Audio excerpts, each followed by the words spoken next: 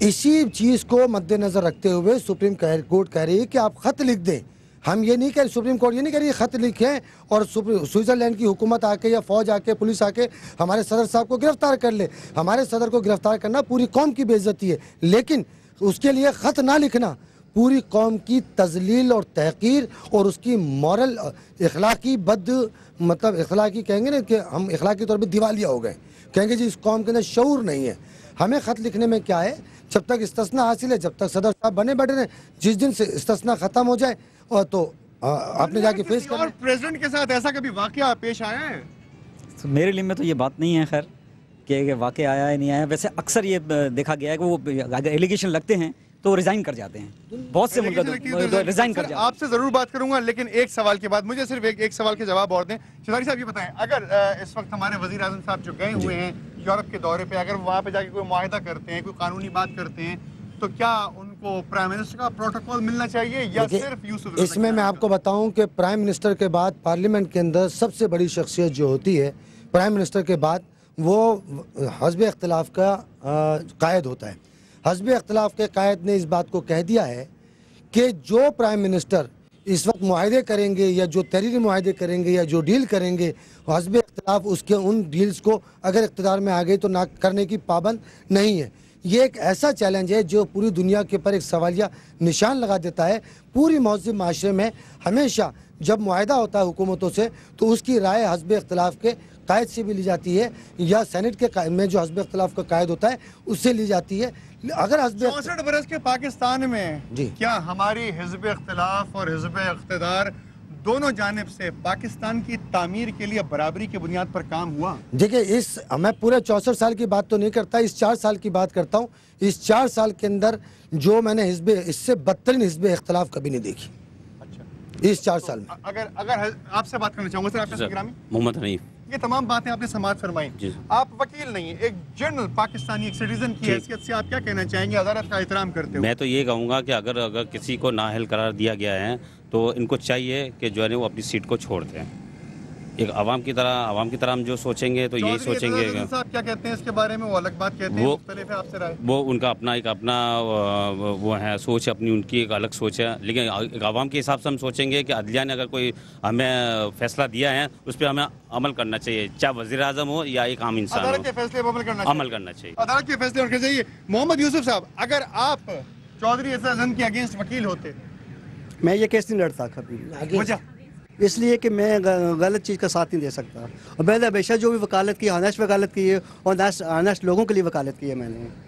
तो क्या आपके ख्याल में इस मरतबा फिर पाकिस्तान पीपल्स पार्टी के एक और प्राइम मिनिस्टर शहीद होने जा रहे हैं या हलाक होने जा रहे हैं? ये अल्लाह बेहतर जानता है। सर ये कैसे हो सकता है? आप कानून वाले नहीं जानते ये बात? नहीं, मसला ये खुशी है, हलाकत है, शहादत है, क्या है? ये बिल्कुल बात आपकी दुरुस्त है कि ये हमारे मुल्क में जो है ये एक बहुत बड़ा अजाब है। अजाब क्या है? अजाब ये है कि जब कोई एक इंसान जो है वो इंसान को अगर वो ला के हिसाब से कानून के हिसाब से वो इंसाफ नहीं मिलेगा तो हमारे ऊपर तो ये चीज़ें आती रहेंगी ना। जब बात रही एतजाज हसन की, वो एक तहरीक के हिसाब से उन्होंने बहुत बड़ा काम किया है, ये नहीं है। लेकिन अब जो है बीइंग एडवोकेट एतजाज हसन साहब अदल का साथ दे रहे हैं या अपनी तंजीम का साथ दे रहे हैं?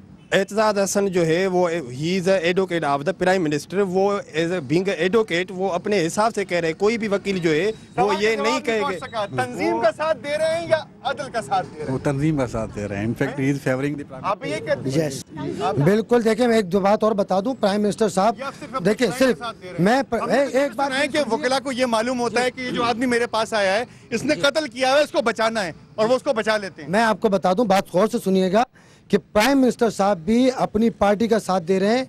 उन्होंने पाकिस्तान से वफादारी का हलफ उठाया था जब प्राइम मिनिस्टर बने थे, लेकिन अमलन वो अपनी पार्टी से हलफ का पास कर रहे हैं अपने दीगर लोगों का। और रही बात एतजाज हसन साहब की बात, एतजाज हसन साहब एक वकील बन के काम नहीं कर रहे बल्कि पीपल्स पार्टी के कारकुन बन के काम कर रहे हैं। हमें वो वक्त भी याद है कि जब 1976 में भुट्टो साहब ने एतजाज हसन साहब को मिनिस्टर बनाया था, और मिनिस्टर बनने के बाद इन्होंने जब PNA की तहरीक चली तो उसके अंदर भुट्टो साहब का साथ छोड़ गए। भुट्टो साहब को फांसी हो गई, नहीं लौट कर आए। जब नुसरत भुट्टो साहिबा पाकिस्तान आई, उन्होंने जब ये उनसे मिलने गए तो उन्होंने कहा कि खबरदार मेरे पास नहीं आना, जाओ अपने बाप की कब्र पे जाके माफ़ी मांगो, फिर मेरे पास आना। लेकिन वो माफ़ी मांगने नहीं गए, फिर किसी तरह आके बेनज़ीर साहिबा को घेर के उनके वकील बन गए, फिर गुड बुक में आ गए और 100 रुपये लेकर, 100 रुपये फीस के नाम पर 65 करोड़ रुपए की सेनेट की सीट लेकर कहते हैं कि मैंने तो 100 रुपये फीस ली है। तो 100 रुपये फीस लेने वाले वकीलों के कोर्ट के पीछे जेब होती है, कोर्ट के साइडों में जेब नहीं होती। सर बात तो आपने तारीखी बात बताई है, ये हमारे तमाम नाज़रीन ने भी तो पीपल्स पार्टी वालों को शऊर होना चाहिए कि तुम्हारे कायद, तुम्हारे भुट्टो के कत्ल के वक्त जब हुआ तो ये मुंह छुपा के बैठ गए और रेत में मुंह डाल के बैठ गए। आज कहते हैं कि मुझे पीपल्स पार्टी नहीं छोड़ती, मैं पीपल्स पार्टी नहीं छोड़ता। ऐसे अपॉर्चुनिस्टों के सामने अगर पीपल्स पार्टी रहेगी तो मैं समझता हूँ कि पीपल्स पार्टी का बर्बादी पीपल्स पार्टी का मुकद्दर है। तहरीक तो इतनी जबरदस्त चलाई, तहरीक नहीं, तहरीक की बात अलग है। तहरीक एक जनरल मोटिव था, उस वक्त पीपल्स पार्टी भी तहरीक के साथ थी, लेकिन जब पीपल्स पार्टी तहरीक के साथ हटी, एहतियात हसन साहब ने इस्लामाबाद में कहा कि जिसको धरना करना है करो, मैं तो जा रहा हूँ। इन्होंने उसी वक्त से वकीलों की पीठ में छुरा घोंप दिया था। छुरा घोंपना इनकी आदत है, अपने बाप अपने कायद भुट्टो की पीठ में छुरा घोंपा। इस्तिस्ना है सर, ठीक है। देखिए अगर सदर को इस्तिस्ना हासिल है, जैसा कि तमाम बातें हो रही हैं ज़राए ब्लॉक पे भी तमाम वकील हज़रात कह रहे हैं, अगर ये मान लिया जाए, चले पहले तो एक सवाल का जवाब देते हैं कि प्राइम मिनिस्टर यूसुफ ज़रा गिलानी इस वक्त शहीद होंगे या हलाक होंगे या गाजी बनेंगे? ना ये शहीद होंगे, ना हलाक होंगे, ना गाजी होंगे। ये खुद चाह रहे हैं खुदकशी करना, ताकि जब सियासतदान बूढ़ा हो जाता है तो वो क्या चाहता है कि मेरे साथ कोई ऐसी जाती हो जाए कि 30-35 साल तक मेरी औलाद वो उस चीज़ को कैश करती है। अगर प्राइम मिनिस्टर हट जाते हैं किसी भी वजह से, तो भी मुझे बताएं आने वाले प्राइम मिनिस्टर्स को भी यही कहा जाएगा कि आप खत लिखें, क्या वो लिख सकेंगे? अदालत चाहे तो कर सकती है, अदालत जो भी ऑर्डर देगी उसको मानना पड़ेगा। कॉन्स्टिट्यूशन के खिलाफ वर्जी नहीं होगी?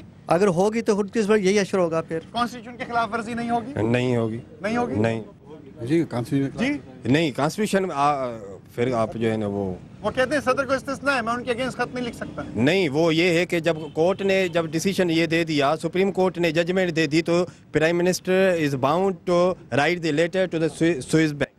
तो प्राइम मिनिस्टर साहब की बात मैं आपको बताऊं, क्या लतीफ़ा आया कि उनके पास अपनी ज़ाती गाड़ी भी नहीं है, ज़ाती गाड़ी भी नहीं है, जिनका बेटा रोल्स रॉयस में घूम रहा है, लैंड क्रूजर्स में घूम रहे हैं, बाकी मर्सिडीज में घूम रहे हैं, जगवार में घूम रहे हैं। अच्छा तो बात ये होती है कि जिस मुल्क के अंदर, हाँ ये बात बिल्कुल दुरुस्त है। आखिरी सेंटेंस क्या कहेंगे? आखिरी सेंटेंस ये है कि खुदारा आमरीत को हटाकर जमहूरी आमरीत लोगों पर नाफिज मत मुसल्लत ना करो। ये तमाम बातें आपके सामने पेश की गई। सिंध हाई कोर्ट के बिल्कुल सामने से तराजू भी नजर आ रहा था और हम देख रहे थे कि अदालत के ये तमाम वो लोग के जो रोज़ाना अदालत के सामने पेश होते हैं, हाजिर होते हैं और लोगों के मुख्तलिफ मुकदमात की पैरवी करते हैं, इंसाफ दिलाना चाहते हैं। आज ये तमाम वकीला हजरात हमारे साथ मौजूद थे। इन्होंने बहुत सारी बातें की, चौधरी एतजाज़ अहमद के अगेंस्ट भी इन्होंने बातें की। इन्होंने ये भी कहा कि प्राइम मिनिस्टर साहब को दरअसल अपने ओहदे से इस्तीफ़ा दे देना चाहिए। बात अब कोर्ट में है इस वक्त हमारे ऐवान के।